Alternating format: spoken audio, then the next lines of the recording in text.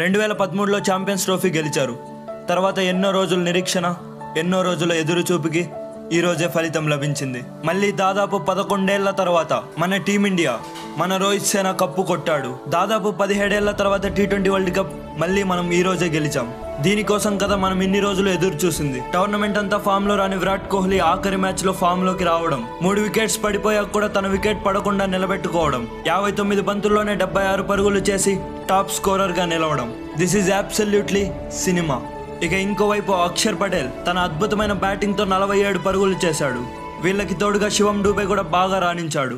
దీంతో south Africa ముందు 176 పరుగుల భారీ లక్ష్యాన్ని పెట్టగలిగాం. ఇక 176 పరుగుల లక్ష్యంతో బరిలోకి దిగిన సౌత్ ఆఫ్రికా అద్భుతంగా ఆడారు. ఒకవైపు డీకాక్, మరోవైపు క్లాసెన్ రెచ్చిపోయి ఆడారు. క్లాసెన్ చేసిన విధ్వంసానికి ఇండియాకి విజయం దాదాపు దూరం అయిపోయింది. అప్పుడే క్లాసెన్ చేస్తున్న విలయ తాండవం ఆపడానికి ఒక్కడొచ్చాడు.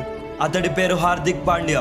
ఆ ఓవర్లో తను వేసిన మొట్టమొదటి బాల్కే క్లాసెన్ ని పెవిలియన్ కి పంపించాడు. ఇక తర్వాత ఓవర్లో బూమ్రా కూడా వికెట్ తీసుకొని సౌత్ ఆఫ్రికా టీం ని కష్టాల్లో పెట్టారు.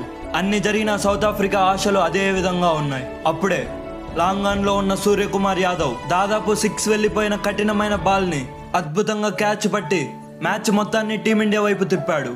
దీంతో మన టీమిండియా 17 ఏళ్ల తర్వాత T20 వరల్డ్ కప్ ని, 11 ఏళ్ల తర్వాత ICC టోర్నమెంట్ లో కప్పుని గెలిచారు. గెలిచిన తర్వాత ఎమోషన్స్ అన్నీ ఇన్ని కాదు, లిటరలీ చూస్తున్న నాకే ఆనందంతో ఏడుపు వచ్చింది.